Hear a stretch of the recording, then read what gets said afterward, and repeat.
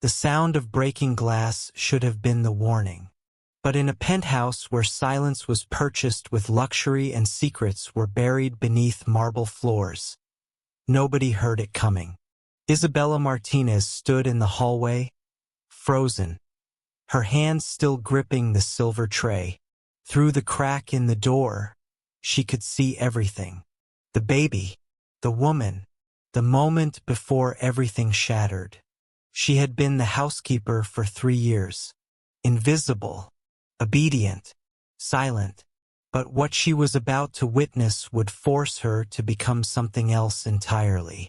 Before you skip this story, I need you to understand something. This isn't just about a maid and a millionaire. This is about a single moment when one woman chose to risk everything she had to protect someone who couldn't protect himself. Stay until the end. And if this story makes you feel something, anything, hit that subscribe button. Because the world needs to hear stories like this. Isabella had learned long ago that wealthy people preferred their staff to be ghosts. Present but unseen. Efficient but voiceless. She'd mastered the art of disappearing into the background of the sterling penthouse, moving through rooms like a whisper. She knew every corner of this glass palace overlooking the city, knew which marble tiles were cracked beneath the expensive rugs, knew which paintings hid wall safes, knew which rooms held secrets, and she knew baby Lucas. Lucas Sterling was 18 months old. Dark curls, bright eyes, a laugh that could light up the coldest room in the penthouse. His father, Marcus Sterling, was one of the most powerful tech entrepreneurs in the country. 38 years old, brilliant, driven, and according to every magazine, one of the city's most eligible bachelors. Until he met Vanessa Cole. Vanessa was everything the magazines said a billionaire's partner should be. Former model, charity board member, perfect smile that appeared in every society page. She'd swept into Marcus's life 8 months ago like a designer storm, and within weeks, they were engaged. Isabella had watched it all unfold from the shadows. She'd watched Vanessa redecorate Marcus's home, replacing warm colors with cold whites and sharp angles. She'd watched her reorganize the staff, firing anyone who'd been there too long. She'd watched her slowly, subtly, push Lucas further and further from his father's attention. But Marcus was too busy building his empire to notice.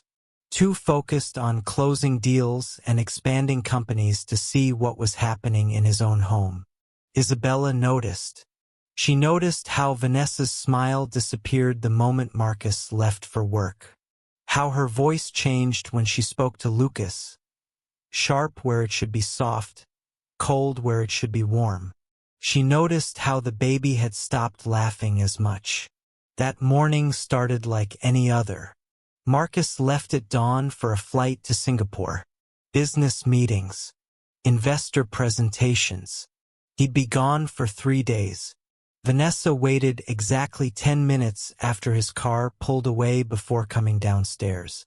Isabella was preparing Lucas's breakfast in the kitchen, warm oatmeal with mashed bananas, the way he liked it. The baby sat in his high chair, babbling to himself, playing with a soft toy. Isabella. Vanessa's voice cut through the morning quiet like glass. I'll handle the baby's breakfast. You can focus on the cleaning. Isabella hesitated. She always fed Lucas. It was part of her routine, part of their bond. Miss Vanessa, I said I'll handle it. Vanessa's smile was cold. Surely you have other duties? Isabella's instincts screamed. But she was the help. Vanessa was about to become Mrs. Sterling. What could she say? She nodded, set down the bowl, and left the kitchen. But she didn't go far. Something made her pause in the hallway, made her stay close, made her watch through the crack in the door. Vanessa stood over Lucas, her expression transforming the moment she thought she was alone.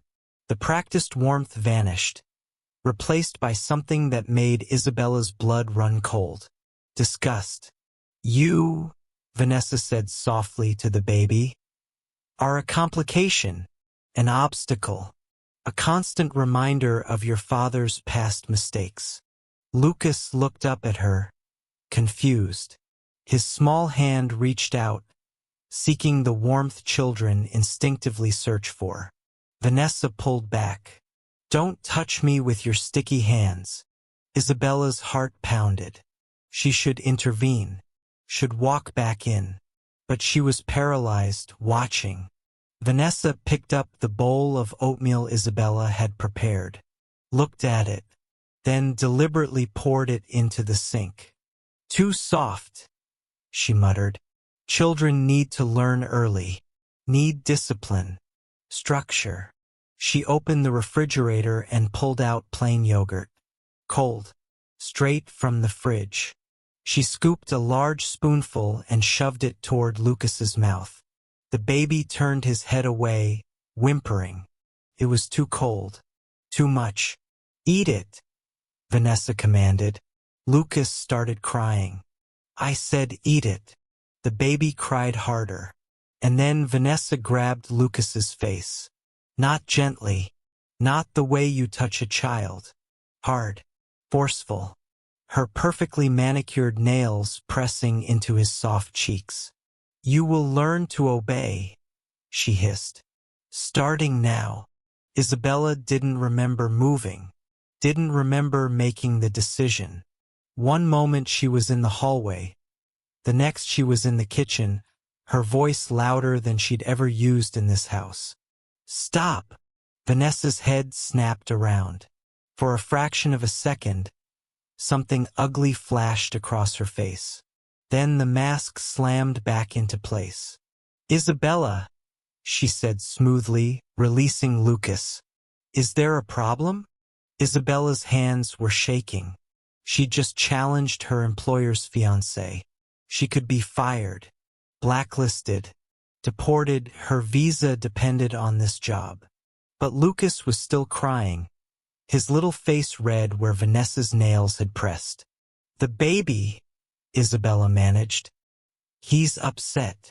Children cry, Vanessa said dismissively. They need to learn. He's 18 months old. Exactly. Old enough to understand discipline. The word hung in the air like poison. Isabella took a step forward. I'll take him. Calm him down. You'll do no such thing. Vanessa's voice turned to ice. I'm going to be his mother. He needs to learn to listen to me. Miss Vanessa, please. Leave. Now. Or I'll call Marcus and tell him you've become insubordinate. Isabella stood frozen. Every instinct screamed at her to grab Lucas and run. But where? How? She had no legal claim to this child. No rights. She was just the help. Vanessa smiled, sensing victory. She turned back to Lucas, who was still crying. Now, she said to the baby, let's try this again. Isabella didn't leave. She couldn't. She stood in the doorway, her heart hammering, watching as Vanessa once again forced the cold yogurt toward Lucas's mouth. The baby turned his head, crying harder. If you don't eat this, Vanessa said quietly, you'll sit here until you do. No toys, no playing, just sitting. Lucas was 18 months old. He didn't understand threats. He only understood that the woman standing over him was making him afraid. Isabella took another step into the kitchen. Miss Vanessa, I warned you. Vanessa pulled out her phone. I'm calling Marcus right now. You're done here. Then call him. Isabella heard herself say. Vanessa's finger paused over the screen. She looked up, surprise flashing across her face. What did you say? Call him? Isabella repeated, her voice stronger now. Tell him what you're doing to his son. I'm feeding him breakfast. You're hurting him. Vanessa's laugh was sharp. Hurting him? I haven't laid a hand on him. And even if I had, who would Marcus believe? His fiancée, a respected member of society? Or the help? The words hit like a slap. Because Vanessa was right. Isabella was undocumented, expendable, invisible. Vanessa was photographed at charity galas. She had powerful friends, money, lawyers. What did Isabella have? Nothing, except the truth.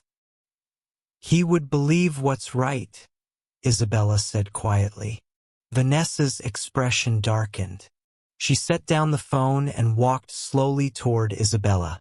When she spoke, her voice was soft. Dangerous. Let me explain something to you. I don't know what country you crawled here from, and I don't care. But in this world, people like you don't challenge people like me. You keep your head down, you do your job, and you stay silent. That's how this works. She stepped closer. Marcus is going to marry me. This penthouse, this baby, this life. It's all going to be mine. And you? You're going to disappear. One way or another. Isabella felt fear crawl up her spine. But she also felt something else. Something that had been building for months as she watched Lucas's light slowly dim. Rage. You don't love him, Isabella said. You don't even like him. Love. Vanessa laughed.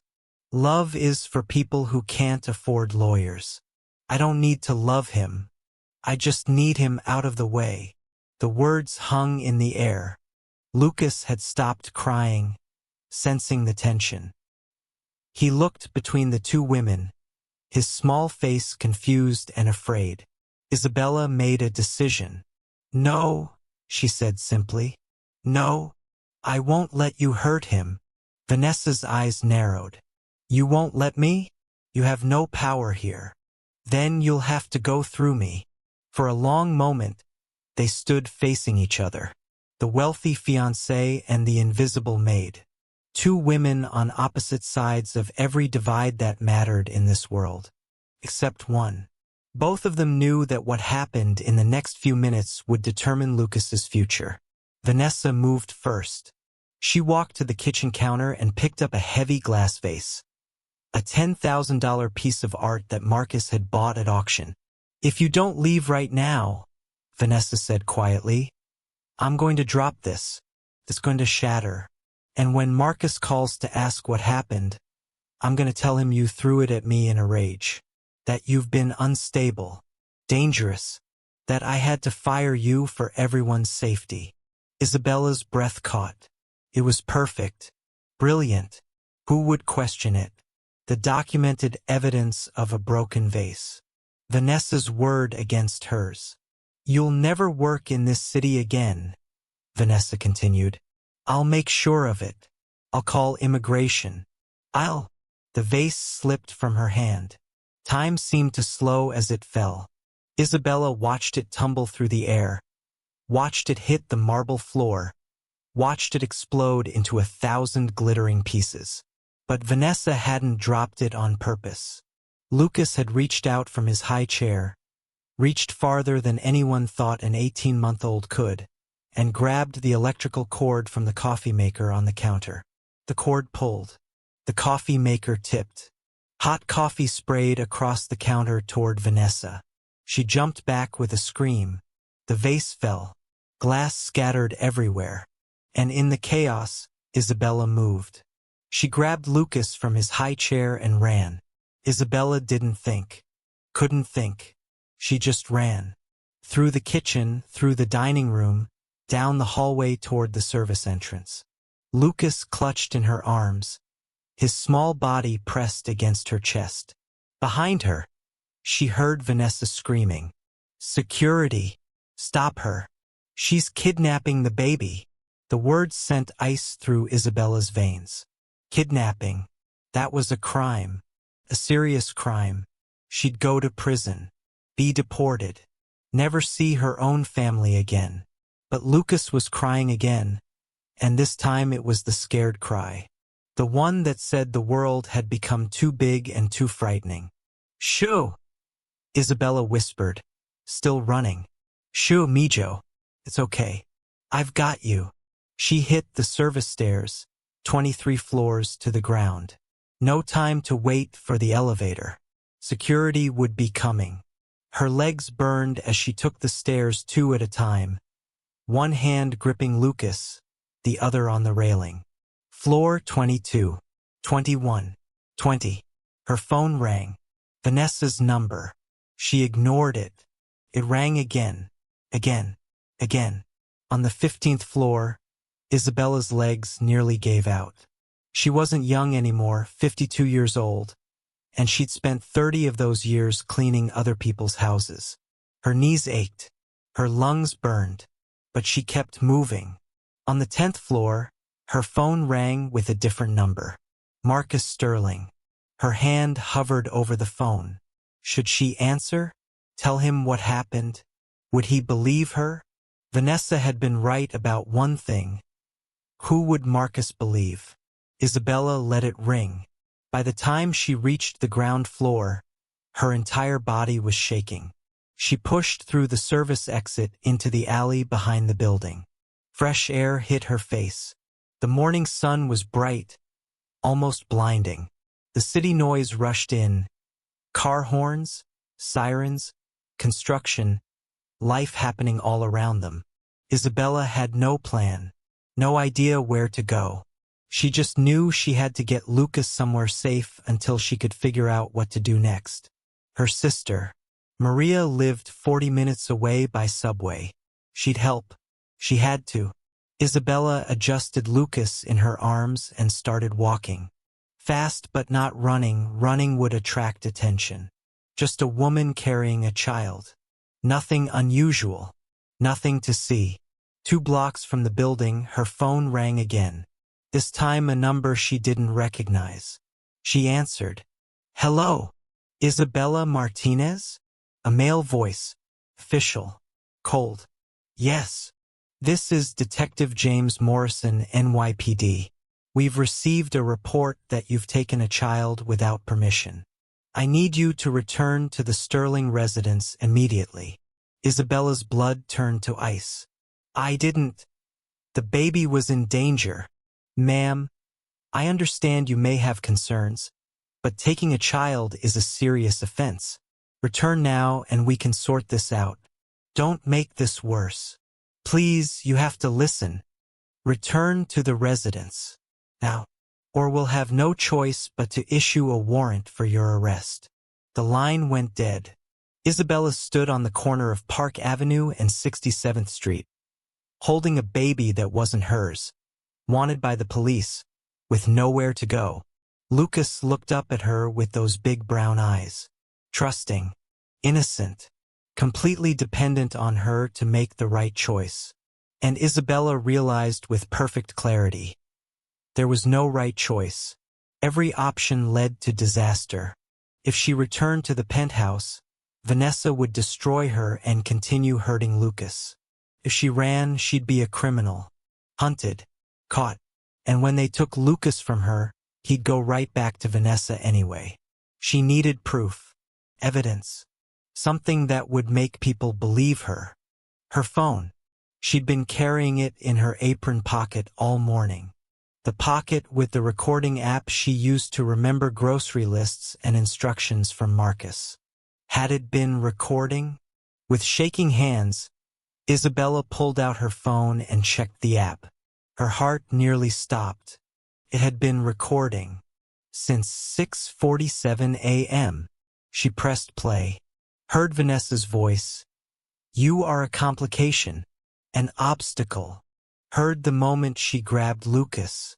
Heard her threat about making Isabella disappear.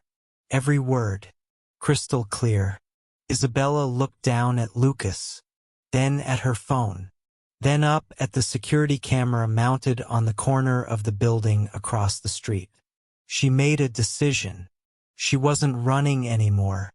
Isabella walked into the nearest police precinct carrying Lucas and her phone.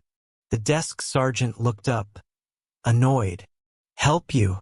My name is Isabella Martinez," she said clearly. "I've been accused of kidnapping Lucas Sterling. I'm here to turn myself in and to report child abuse." The sergeant's expression changed. He picked up his phone. Within 2 minutes, Detective Morrison appeared from a back office. "Ms. Martinez," he said, "not unkind but not friendly either. You made the right choice coming in. I need you to listen," Isabella said, "before you arrest me, before you call his father. Please, just listen to this." She held out her phone. Detective Morrison hesitated. "Ma'am, 3 minutes. That's all I ask. 3 minutes that could save this child's life." Something in her voice made him pause. Maybe it was the desperation. Maybe it was the fact that she'd voluntarily walked into a police station while wanted for kidnapping. Or maybe it was the way Lucas had his arms wrapped around her neck. His face pressed into her shoulder, clearly comfortable, clearly safe. 3 minutes, Morrison said. Isabella pressed play. The detective's expression changed as he listened. Grew darker, harder. When Vanessa's voice came through, "I just need him out of the way." He looked at Isabella with new eyes. "Is this the entire recording?" "Yes, 43 minutes. It's all there." Morrison called over another detective, then another. They listened to the whole thing. When it finished, Morrison looked at Isabella. "Ms. Martinez, I need you to stay here. Don't leave. Don't call anyone. Understood? What about Lucas? He stays with you for now. I'll have someone bring a car seat. We're going to need to verify this recording, get a warrant, bring in Child Protective Services." He paused. "You may have just saved this kid's life." Isabella felt her knees go weak. She sat down hard on the plastic bench, Lucas still in her arms. "What happens now?" she asked. "Now?" Morrison looked at her. "Now we do our jobs." Marcus Sterling's private jet landed at JFK 3 hours early. He'd gotten the call from his lawyer midway over the Atlantic. "Your fiancé has accused your housekeeper of kidnapping your son. But there's been a development. Get home immediately." He'd redirected the plane, called every contact he had, tried to reach Vanessa 17 times. She wasn't answering. A police car met him at the airport and drove him directly to the precinct. Marcus burst through the doors looking like he'd aged 10 years in 10 hours. His perfect hair was disheveled, his custom suit wrinkled, his eyes wild. "Where's my son?" he demanded. Detective Morrison stepped forward. "Mr. Sterling, your son is safe. He's with Ms. Martinez in the conference room." "The woman who kidnapped him?" "The woman who protected him," Morrison corrected. "Sir, you need to listen to something before you see him. I need to see my son. And you will. But first, you need to hear this." They took him to an interview room. Morrison pressed play on the recording. Marcus listened to the first 30 seconds with his jaw clenched. By minute 2, his face had gone pale. By minute 5, he had his head in his hands. When Vanessa's voice said, "I just need him out of the way," Marcus looked like he might be sick. The recording ended. Silence filled the room. "Where is she?" Marcus asked quietly. "Where's Vanessa?" "We have units on the way to your residence now. We'll be bringing her in for questioning. I want to see my son." They brought him to the conference room where Isabella sat with Lucas asleep in her lap. The baby had exhausted himself crying and had finally fallen asleep against her chest. His small hand fisted in her shirt. Marcus stopped in the doorway, just stopped and stared. Isabella looked up at him, her eyes red from crying, her face exhausted. her whole body radiating the kind of fear that comes from knowing you've risked everything. "Mr. Sterling," she began, "I'm so sorry. I know I shouldn't have taken him, but she was hurting him and I couldn't." "You saved him," Marcus interrupted. His voice broke. "You saved my son." Isabella's eyes filled with tears.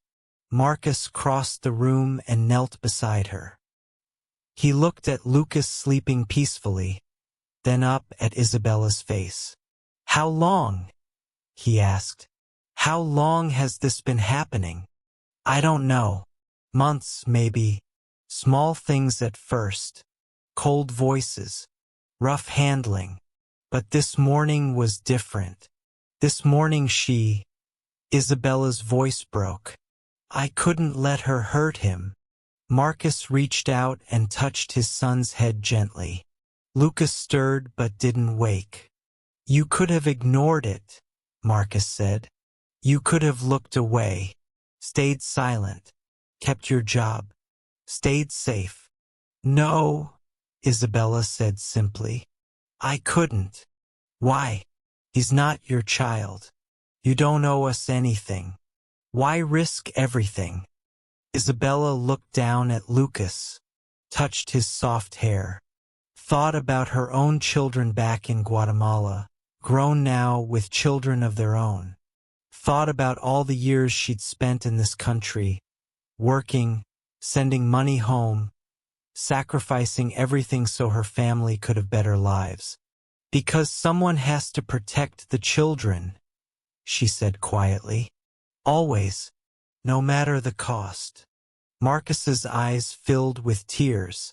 He stood up quickly, turning away, pressing his palms against the wall. "I didn't see it," he said. "I was so focused on work, on deals, on building the business. I didn't see what was happening in my own home, to my own son." "She was careful," Isabella said. "Only when you were gone." Marcus turned back. "Did she ever hurt him? Physically?" "Not that I saw. But her words." Isabella trailed off. "Words can hurt too, especially to a child who doesn't understand them yet." "How do I fix this? How do I—" Marcus stopped, took a breath. "What do you need? Money? A lawyer? Legal status? Name it. Anything." "I need to know Lucas will be safe," Isabella said. "That's all. He will be. I promise you. She'll never get near him again." Marcus paused. "And you'll never have to worry about work or legal status or anything again. I'm going to make sure." "Mr. Sterling," Isabella interrupted gently, "I didn't do this for a reward." "I know. That's why you deserve one." Vanessa was arrested at the penthouse 2 hours later. The video from the recording, combined with security footage from the building and testimony from other staff members who'd witnessed her behavior, built an overwhelming case. She was charged with child endangerment, making false police reports, and attempted witness intimidation. Her lawyer tried to spin it, tried to claim misunderstandings and stress, but the recording didn't lie. The trial was quick, brutal. Vanessa's perfect mask shattered on the witness stand as prosecutor after prosecutor played that recording, showed that footage, brought forward witness after witness. The maid who'd been fired 3 months earlier for being too familiar with Lucas. The nanny before Isabella who'd quit after 1 week, citing Vanessa's concerning behavior. The delivery driver who'd once heard Vanessa screaming at the baby through an open window. All the people who'd seen something wrong but stayed silent. All the people who'd looked away. Vanessa was sentenced to 2 years in prison and 5 years probation. She was also banned from ever working with children. As they led her out of the courtroom, She looked directly at Isabella sitting in the gallery. Her eyes held no remorse, only rage at being caught. Isabella met her gaze steadily, then looked away. Vanessa no longer mattered.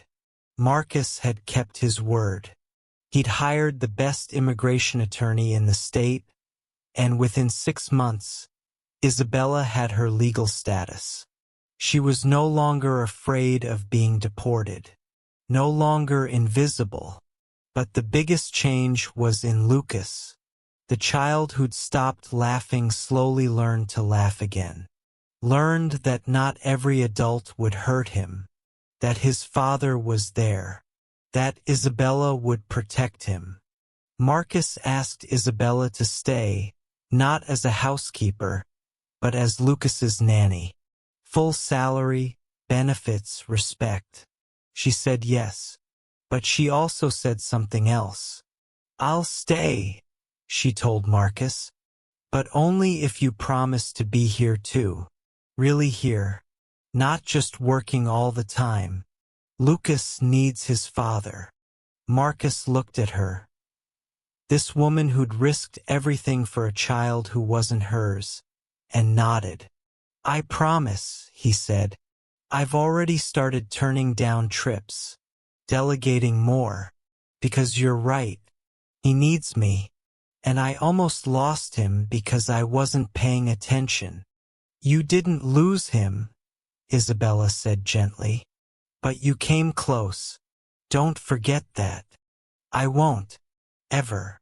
Lucas Sterling was 4 years old now. He ran through the penthouse laughing, his toy truck in one hand, his stuffed elephant in the other. The space that had once felt cold and sharp had been transformed. Warm colors, soft furniture, children's drawings on the walls. Isabella watched from the kitchen, preparing his afternoon snack. Apple slices with peanut butter. His favorite. Marcus came home early, something he did 3 times a week now. He scooped up Lucas and spun him around, making the child shriek with delight. "Isabella," Lucas called. "Look, Daddy's home." Isabella smiled. "I see that, Mijo." Lucas wriggled free and ran to her, wrapping his small arms around her legs. "Can we make cookies?" "After your snack." "But, Isabella." "Snack first, then cookies." Lucas pouted but climbed into his chair. He was a happy child now, confident, secure, loved. He didn't remember that morning 3 years ago. Didn't remember the fear or the cold woman who'd hurt him. Those memories had faded, replaced by better ones. But Isabella remembered, and so did Marcus. That evening, after Lucas was asleep, Marcus and Isabella sat in the kitchen drinking coffee. It had become their routine, 30 minutes each night to discuss Lucas, to plan, to simply talk. "The school called today," Marcus said. "They want to move him to the advanced reading group." "He loves books," Isabella said. "Like his father. Like you. You're the one who reads to him every night." Isabella smiled. "He needs both of us." "He does," Marcus agreed. "I was thinking, I want to set up a fund. A scholarship program for children of domestic workers. Help them get education opportunities." "That's good. I want to name it after you. The Isabella Martinez Scholarship." Isabella looked up, surprised. "Mr. Sterling." "Marcus. Please, after 3 years, call me Marcus." "Marcus," she corrected. "You don't need to." "Yes, I do. Because what you did, standing up when it cost you everything, that should be recognized. That should be celebrated. You showed me what real courage looks like." Isabella was quiet for a moment. Then she said, "I did what anyone should do. I protected a child." But not everyone does. That's the problem. People see things and stay silent. Look away. Convince themselves it's not their problem. He paused. You didn't do that. You risked your life, your freedom, your future, for my son. That's not nothing. That's everything. Isabella's eyes filled with tears. He's a good boy. He deserves to be protected. All children do, Marcus said. And because of you, I'm trying to make sure more of them are. The scholarship fund launched 6 months later. Within a year, it had helped 50 children. Within 2 years, 200. And at every fundraising event, Marcus told the same story. The story of a housekeeper who refused to stay silent, who risked everything to protect a child who couldn't protect himself. The story of Isabella Martinez. Some people heard it and cried. Some heard it and felt ashamed because they'd been in similar situations and stayed quiet. Some heard it and felt inspired to speak up next time, to act next time, to be brave next time. Lucas grew up hearing the story too. His father made sure he understood what Isabella had done, what she'd sacrificed. On his 10th birthday, Lucas asked Isabella a question. Why did you save me? You could have just walked away. Isabella looked at this child, not so little anymore, and saw the man he would become. Kind, thoughtful, protective of others. Because you mattered, she said simply. Because all children matter. And because sometimes, Mijo, the right thing and the safe thing are not the same. And we have to choose which one matters more. Lucas hugged her tight. Thank you for choosing me. Isabella held him close. This child she'd protected.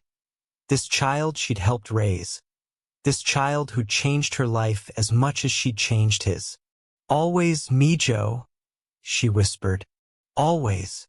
If this story moved you, if you believe that courage comes from unexpected places, if you believe that protecting the vulnerable is everyone's responsibility, then listen closely. Every day, someone sees something wrong and has to make a choice. Stay silent and stay safe, or speak up and risk everything. Isabella Martinez chose to speak up. She chose a child over comfort, truth over security, courage over fear.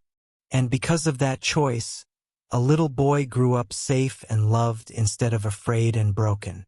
You might not be a housekeeper in a penthouse. You might not face the exact situation Isabella did. But you will face your own moment. The moment when you see something wrong and have to decide, do I look away or do I act? When that moment comes, remember Isabella. Remember that one voice can change everything. Remember that the vulnerable need someone to stand up for them. And be the person who refuses to stay silent. Subscribe to this channel if you believe in stories that matter. Hit that like button if this story touched your heart. Share this with someone who needs to be reminded that courage is always worth the cost. Because the world doesn't change when everyone stays comfortable. It changes when someone decides that protecting the innocent matters more than protecting themselves. Be that someone. Be the voice that refuses to stay silent.